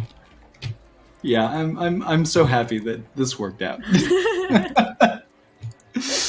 Okay, and then I'm gonna after I finish hiding it, I'm going to head up to Pip's Picks. Okay. Kinda hidden. Alright, you go to Pip's Pick, and as you go in through the door, you notice he kind of pipes up very ecstatically in recognition of you and says, "Oh, yes, I have the things that I said that I would have in a couple of days. We got restocked. I have potions." I am under orders to buy everything. So I've got, let's see here, I have 64 platinum and 328 gold. What have you got? You can see his eyes go wide. Like, dang, that's a lot of money. And he says, well, I have 1 superior healing. That is the rarest rare of the potions. And then I have 6 greater, and I have 4 healing. Are you buying them all? And he kind of points like course. A little finger towards you. What's that gonna cost me? And you're gonna give a bulk discount, right? Friend discount, of course. Geez. Let me look at the price. This is just standard pricing. Or plus. Gosh, what was the discount? Did you guys write it down? There was some type of discount. How about, if you don't remember the discount, maybe we can just haggle, okay? What are you asking for?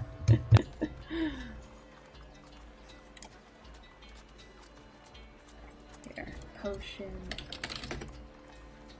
Healing. Okay, so greater. Wait, do you guys remember what the percentage was? Any of you? No, I do not. I'm looking it up. I'm sorry. Okay, that's okay.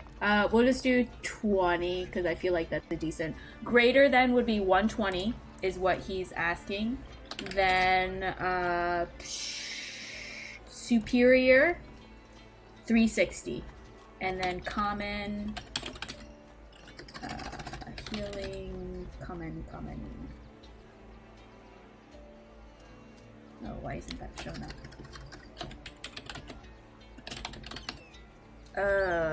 Give me a second. Common, I think, would be 40 if I'm doing my make pretend math in my head. 20% of 50, right?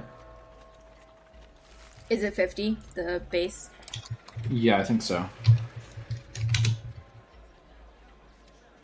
Then 40 each for the common. Okay, so that is, and how many of them? 1 superior, one 6 superior. greater, and 4 healing.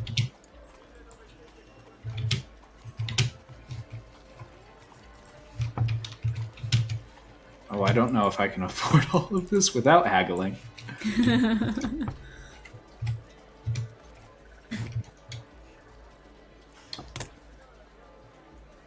So 360 superior, 120 greater.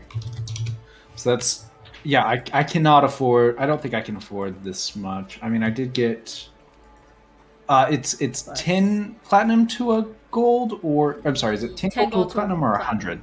10. Sorry? 10. 10, yes. Okay, so I have 968, and 25 of that has to go to silver powder. So I cannot buy all of these. How about this? I can't afford all of these, but I would love to move this stock for you. Could you do 800 gold pieces? Oh, you're cutting me a little tight here. I'll take off. I wink I just like blink my eyelashes at him. Ooh, make a persuasion check as he says, "Ooh." Ooh, yes. All That's right. pretty good. He'll go for it. He'll go for it. You got it. Great. Well, for Ilaria's friends, of course, and for my friends. You're the best. Okay. I also need silver powder. Do you just one 25 gold worth of silver powder? Oh, here you go. And he kind of like just goes and rummages for like a bag, and he just like throws some on the table. He says, 25 gold worth? Yep, perfect. And he just starts like dumping it into a little rucksack for you. Okay, He's and going I've got fast. I've got 143 gold left. I've got probably like 20 minutes before I got to get back. What do you got? What's the best thing you got? The best. And he kind of gives you like a little wiggle of the eyes. Well, if you have a little bit more gold to spare, there are these. And you can see he brings out like a little figurine.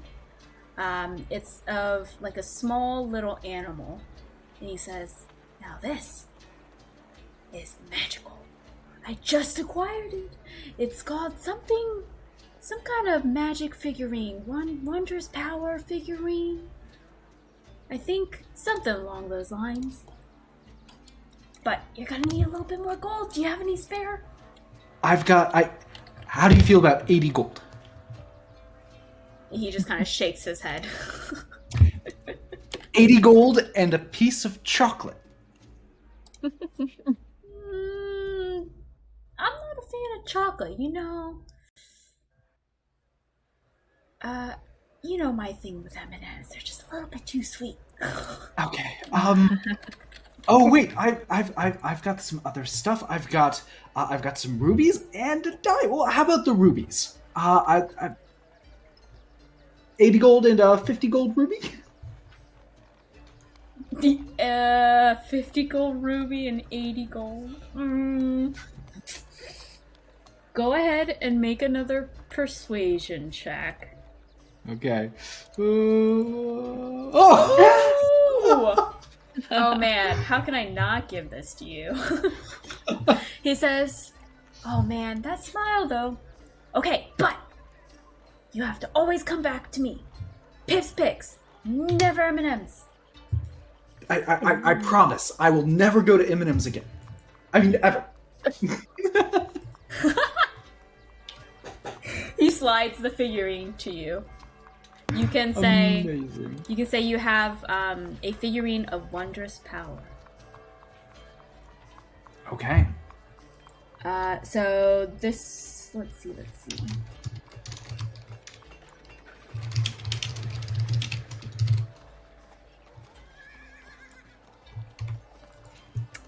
It is, what animal is it?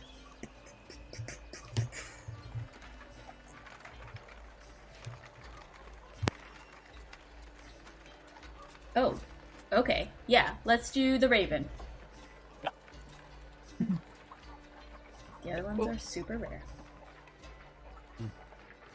Okay. Should I know what that does, or do I just know it's a figurine of a raven that may or may not be magical? So he says that it's magical, but it seems like that's the extent of what he knows, which is why he was willing to part with it, even though it may have not been the complete price that it could be sold for. Got it. So you see, just kind of. Oh my gosh! Sells it as like a very it's pretty a silver. raven! Oh my gosh! Cassandra has to have this. Silver raven that might be able to transform or something. He kind of like leaves it at maybe.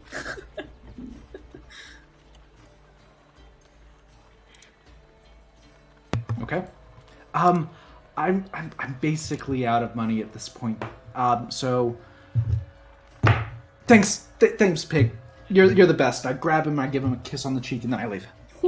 He kind of chuckles a little bit and blushes and says, "Oh, come back again!" as you run out the door. Okay, I'm heading back. All right. So Rita's trip. Keep your token of pips for a second, and then Roland, you head to where? I head to my grandparents' house. Okay. You make your way to your grandparents, and you knock on the door. You don't have a key, and your grandmother opens the door. Oh, Roland, so nice of you to come home. Please come in, my dear. So good to see you, grandmother. Are my parents here? Yes, they're in the other room. Come with us. We're all sitting and just chatting. And yeah, you guys go to the sitting room where you see both your mother, father, and your grandfather is just kind of sitting there. And your grandmother joins and begs you to sit down and just have some tea with them. It just seems like they're just talking. Good day. My apologies for interrupting. Oh, Roland, my dear boy. Oh, Roland. And your mother just immediately jumps out of the seat and just like sweeps you into a very loving hug. Your father stands up and just kind of curtly nods and then sits back down. I'm good to see you, Mother. I have come to inform you that we are leaving the city for at least a few days, possibly longer. Going to have some work up north and east. Just wanted to inform you before we left, and also the house is. If you're comfortable going back to the house, I believe it'd be fine. Yes, the guardsmen have notified us, but we're just staying here for a little bit. That's fine too. That all works. That's really all I can tell you. I do apologize, but we are leaving within the hour, and I have to get back immediately, unfortunately. Now, Roland, my dear, is this dangerous work? Yes, exceptionally. But I am very capable, and Your mother I should looks ask that you have faith. very concerned. Your father kind Have of faith in my abilities. Terses his lips a little bit. You can see he's also concerned, though he doesn't show it as much as your mother. Oh, well, all I ask is that you be careful, my dear. Always, of course. She just kind of looks at you and just caresses your face a little bit. My boy's growing up.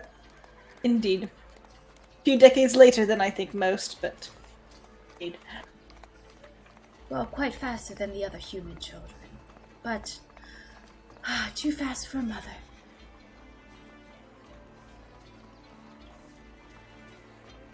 Forgive me for not staying. I must go. She just kind of bites her lip a little bit, but just kind of nods. I think in his mind he considered quizzing her on the paints and on everything else, and just couldn't bring himself to do it. So he's leaving. Interesting. Actually, at this point in time, make a wisdom saving throw for me. Okay. 9. Okay. Noted. Thank you. All these mysterious rolls this session. Things are happening. Mm-hmm. So, Roland, you decide to leave? I do. I hug my grandmother and my mother, and I say thank you, and then I head out. Wonderful. They bid you safe travels and to be safe. Let's go back to Tarvik, who we hastily skipped here. So, Tarvik, as you sit down in the Tilted Tavern, you notice that you get like some glances. They're not new glances, you're fairly used to just kind of like little lingering looks, because most towns or cities that you travel through, they don't have too many half-orcs. But you notice some more lingering stares. And then you just kind of keep drinking, keep to yourself, right? Oh yeah, as always. As always. Perfect. When the time is up, where you kind of figure, yeah, it's probably been around an hour. Let me get back to them. You kind of sit up. With your passive, I would say you notice like just someone in the back, kind of very neutral clothing, kind of blends into the shadows of something. You know, not really noticeable by someone, but you kind of just catch a glance that they kind of get up as soon as you get up. And then when you start heading to the door, they kind of slowly make their way, like they're about to tail you. Okay. I will...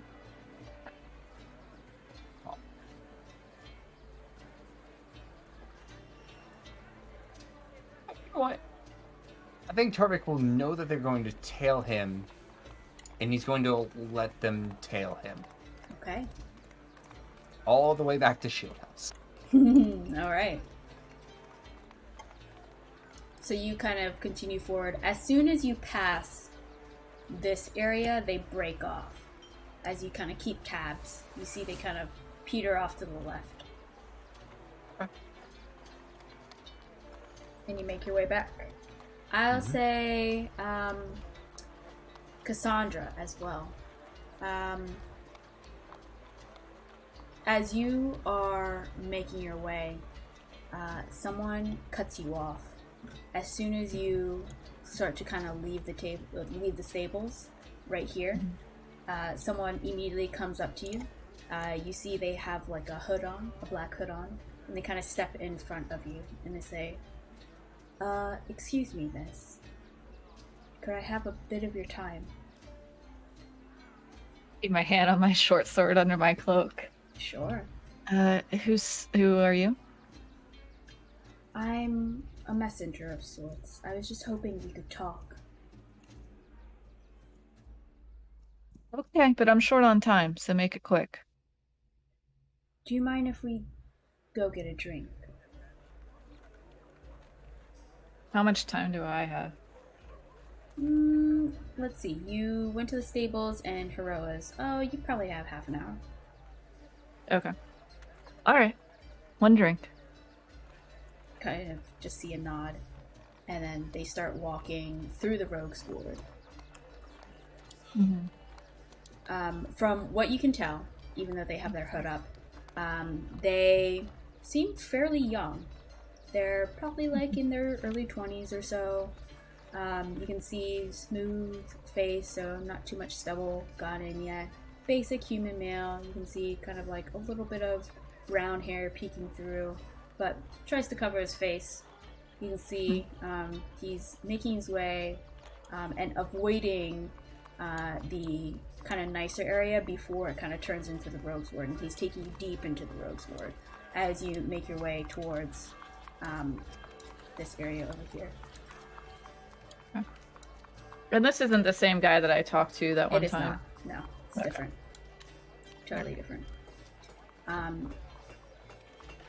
He takes you... Oh, shoot. You know what? Timeline-wise? Yeah, Tarvik, you still would have been at the Tilted Tavern, actually. Okay. Yeah, so he takes you in, and since two of you are in here, let's change the scene. Let me see, where is TTT? Okay, give me a hot second while I try to find my map. There'll be lots here. Alright, so Tarvik, you're probably like in a corner, so we'll say you're like here. You know, switch this over. Yeah. Tarvik, I mean, he might not be in a corner. He probably is just at the bar. Like, he's not hiding. Okay. He's not hiding. Like, Tarvik is not stealthy. Tarvik is very obvious. We'll say you're here. Okay, I am not seeing... No, I know. I 100% know you guys aren't seeing this right now. Okay, I just want to make sure. No, I'm just talking out loud. I do the same thing. Okay. I have now moved you. You should now see a screen. Yeah. Yes, I now see a scene. Wonderful. Okay. So... I'm blind. Oh, you're blind? I don't know if the dynamic lighting issue. Vision. We should have vision. okay. Let me just drag in a light. Maybe I just don't have light. Do you see now? Oh, yep, that's it. Yep. Okay, then I I see don't now. have light enabled. Sorry about that. No worries. Daylight mode. Wonderful. Okay. So, you get walked in by this hooded figure, and you see kind of Tarvik just drinking at the bar, back face. You see, he kind of sits you down over here, and just pulls up a seat next to you, and just quietly talks to you and says,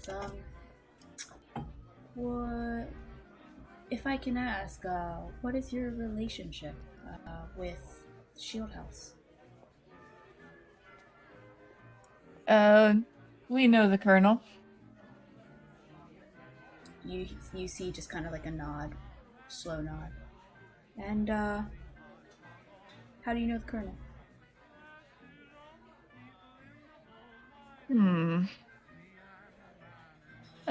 Back in Parabor, she was a governess then, and we did a job for her.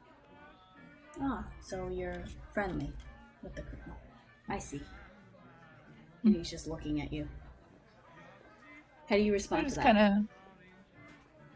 Yeah, we're mercenaries. We'll do work for the right price. I see. Well, I just wanted to grab you a drink here, and you can see the bartender just kind of comes in over here again, and she looks at you and she smiles in recognition, says, "Ah, welcome back, lass," and kind of like just slaps down a mug. Always a pleasure. Mug of ale for both of you, and like continues her rounds and stuff. But Why, you got a job? oh no, I just wanted to welcome someone new to the town. Cheers. And he kind of just grabs his mug and lifts it up and cheers, waiting for you. I smell the ale. Sure. Make a perception check. Are you trying to stealthily smell it or actively? I'm actively like, love ale, but I'm sniffing for poison. Okay. Go ahead and make a perception check for me. Oh, no. Smells like strong ale. Alright. Bottoms up. Okay. You I clink. chug it. Yeah, you clink, and Yeah. he chugs his as well, a little bit, and then slows down, sets his mug down, says, well, sorry for taking your time. I know you're quite busy. I just wanted to know a little bit about some newcomers in town. Wait a Nice to minute meet here. you. I happen to know that a little bit about the Shadow House operating here. And I've seen shadows around town. You wouldn't have to know anything about that. There are lots of shadows all over the place. Mm-hmm. Well, Sure. enjoy your drink, miss. And just kind of places his hand on the table and starts to get up. Again, I know you're busy. So, thanks for taking this time for a drink with me.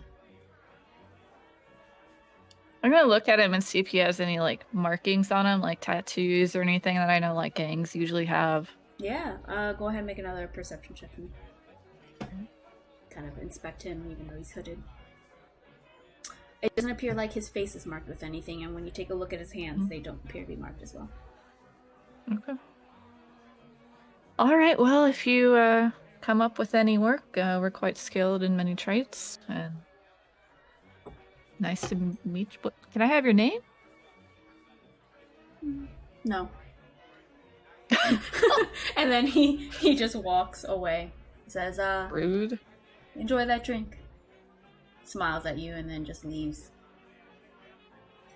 Fine. You I'll would go up notice to the Tarvik. back. Yeah, you definitely would notice the back of Tarvik just kind of sitting there. Yeah. What's up, Tarvik?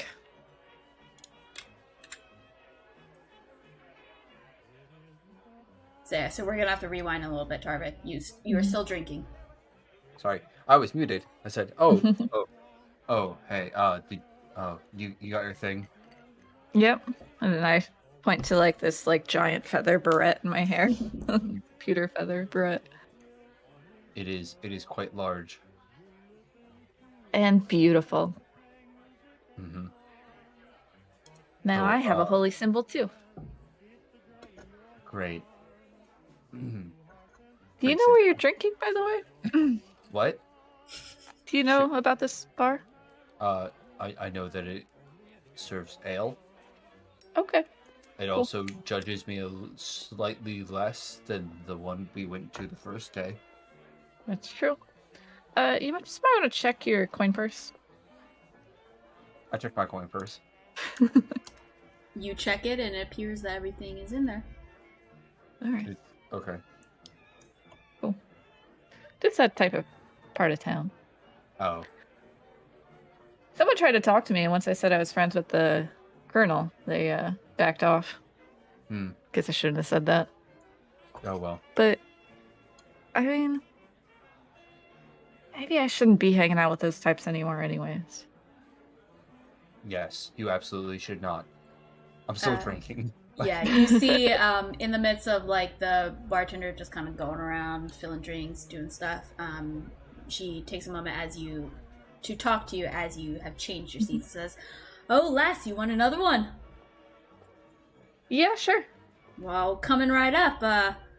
Making friends here, I see. Kind of nods to Tarvik. And he's a quiet one. Yeah. Yeah, Tarvik's a good fella. He's definitely good for his money and in for plenty of ale. Well, quiet ones usually are pretty strong ones. Kind of like motions to tap you, but doesn't actually touch you, Tarvik. For sure. Appreciated.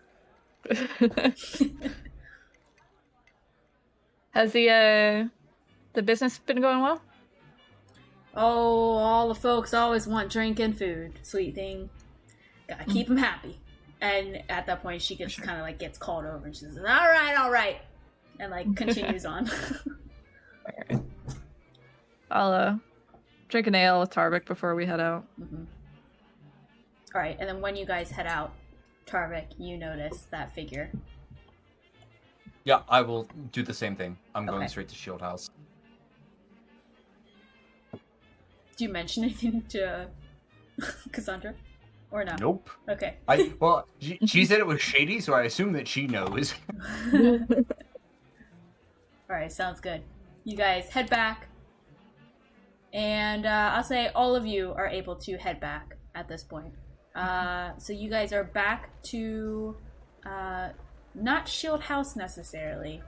You guys, yes, the one right next to Shield House. So you guys both go back to Colonel Seagarten's estate. And I'll say this is a decent place for a little stop. How about we do like a little break right here, and we'll do again with you guys all meeting back up at Colonel Seagarten's estate. So you guys gain entry from the guards, and you can see that Michael Dune and Seagarten are there waiting in the foyer entrance. Do we like meet up before we like approach them, or not so much? Do you need what? Do we like meet up together like before we Oh, do you? them, or not? Yeah, it's up to you. When I was on my on the way back, I wanted to like the silver powder came in like a little sack, right? It did. Okay, I wanna, because I can, I'm gonna quickly cast just detect magic. I'm gonna verify that the raven figure is magic, and I'm going to slip it into the sack of silver powder. Ooh, yes. Just so it's it's a little bit hidden. Yes, you verify that it is magic, and you slip that in. Perfect. I got the stuff, guys. Who wants? I got potions of healing. Who wants it? I've got. Let's see here. I've got a superior, 6 greater, and 4 common. That's a lot of potions. Yeah. It is. Does who I got a great currently? deal. That's awesome. Who currently has potions? Anyone? Are we all out? I have one. I have 1 normal and 1 greater that we were just given. Okay. Then at least one of the regular should go to the other 3 of us. And then I guess we have 7 total greater, including that one. should go. I don't know how you all feel about it, but one person gets a superior, the other person gets like 2 greater. Like, I can heal just on my own. I kind of feel like you two, he's talking to Roland and Cassandra, like, you guys should have the potions because you don't really have the ability to heal on your own. Mm-hmm. What, you should at least have one, though, in case, I've got you use 3! your magic for other thing. I've got 2. You have, Yeah, Rieta has potions. 3? Yeah, I've got 2 regular potions of healing and then 1 greater that we just got. Okay. What does Rieta hand, Roland? And Cassandra, then? Oh, yes, because I get to decide how the magic items are used. Exactly. Yeah, whatever you think, Rieta. Yeah, I'm gonna hand 4 greater healing potions to Roland. Two greater healings to Cassandra. I'm gonna do 3 common potions to Roland, and the superior is gonna go to Cassandra. So how many common did you hand to me? 3, and then I'll give 1 common to Tarvik, and I won't accept no for an answer. Okay. Let's see, 40 times. I'm going to hand an additional 50 platinum to Rieta. Oh, thank you. I'll hand 5 platinum to Rieta. Was that the price? Tarvik will say out loud. Is it 50 goldish? I spent 800 gold on like all of these. Yeah, it was 40. He was given a discount already, and then I worked him down. But the asking was 40 for the common. Okay, I give you 4 platinum then. I guess I give you 10. I don't know. You gave me the superior, right? I'll give you 20 platinum. Is she making a profit off this? I am. And this is for you, and I will give Cassandra the silver powder with a little extra lump inside. Oh, it's chunky. All right, put it in my pack. Yeah, I think it like got Not wet even or look at it. something. I don't know. Like his Pips it's not quite as professional. I think it got wet and like sticky or something. Sorry about that. It still work. I'm new to this magic thing, so we'll see. And if any of y'all need married, let me know. I think I'm good. I can also, on a side note, I could also do that. Been able to do that for some time. Yeah. Okay. Everyone in the party had magic before Cassandra. I get it. Cassandra, being around you is magic. Oh, I'm very impressed by your skills. Thank you. Your smile is magical. Oh, and check out my new pin. I show off my pewter feather. It's very lovely. That's so cute. Thank you. It's like Seagarten and Mike's McAdoo like staring at us like from 100 feet away.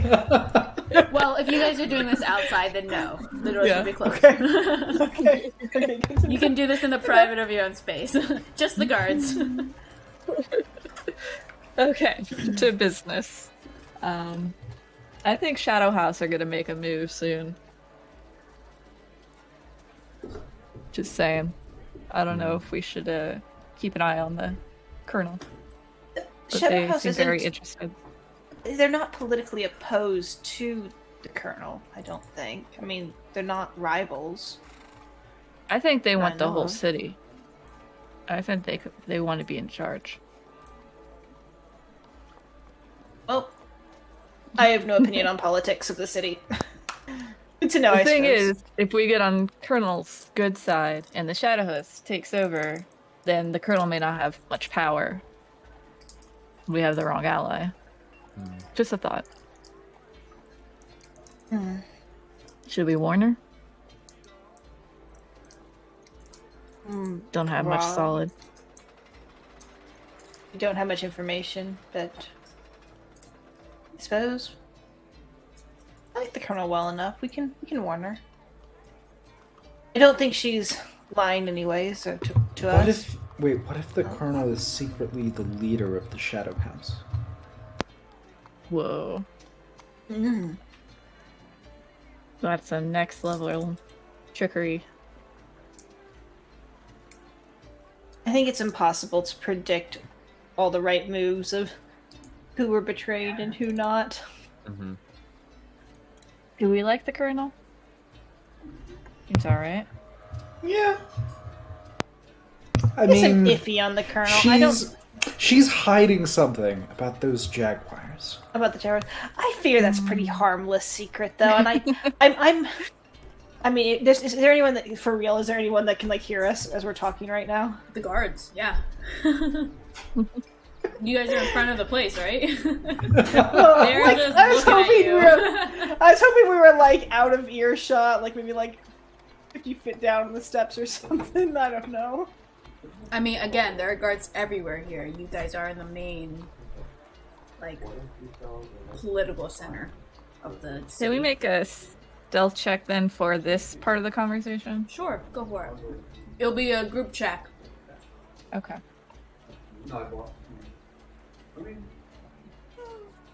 Ellen didn't fail a stealth check. Once. Cassandra, the least stealthy. I know. Where's I Tarvik will- in this? Yeah, well, hang on. Let me Roll roll. Tarvik Tarvik's probably will lowest. fix that issue real quick. Mm. Oh, wow. Oh, no, Beautiful. hang on. Hang on, though. Oh, Disadvantage. Armor doesn't make you Teleport- talk any less. Not bad. Not bad. Alright, continue. You feel like you're being If I stealthy. feel, Mm-hmm. I don't object to the Colonel at all, but I don't have a great amount of faith in this system, I guess. And to be perfectly honest, I 100% believe her that she doesn't know of anyone being kept or held, but I think that just means that she doesn't know about it. Not that it's not necessarily happening. Okay. I think it's more likely that Cromwell is being he's been captured by the powers in Burnholder and is being held that way, but I don't even think that Burnholder would be up in arms about Cromwell. Yeah. Probably someone else in his family. They would care, right, if his brother or sister or mother was Yeah, they would. kidnapped or something like that. But I think someone made the point earlier that it's all a farce to start a war, right? They want to start infighting. That's a legitimate option. Yeah, I think they want a war, and I kind of this is my my tinfoil hat theory is that there's some the necromancers, the cult of the Whispered One has some sort of sway in Burnholder, and they're pushing it to war because they can generate a bunch of corpses and get a bunch of power that way. They at least seem related to the Zeke. And if Zeke was abducted by Burnholder's soldiers, they could be in league with each other. True.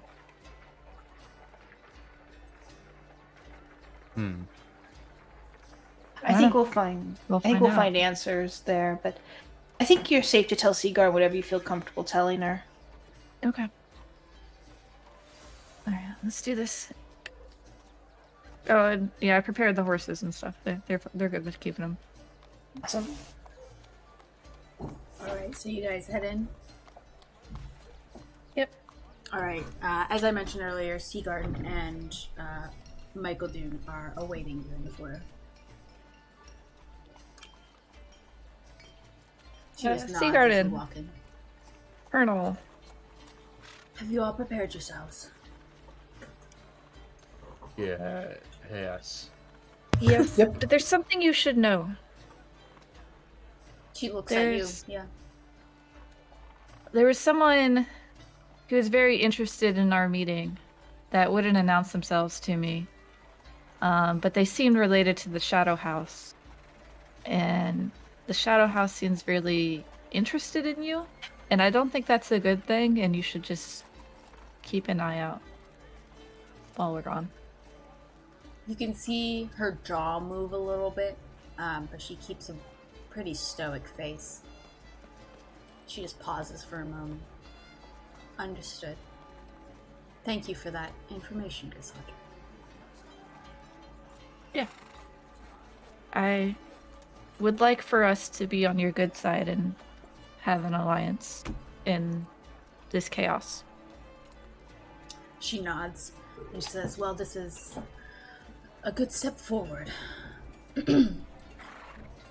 She looks towards Michael Dune, and without a word, he just kind of nods, and he steps forward to all of you and says, are you all ready? Have you teleported before? No. No. Nope.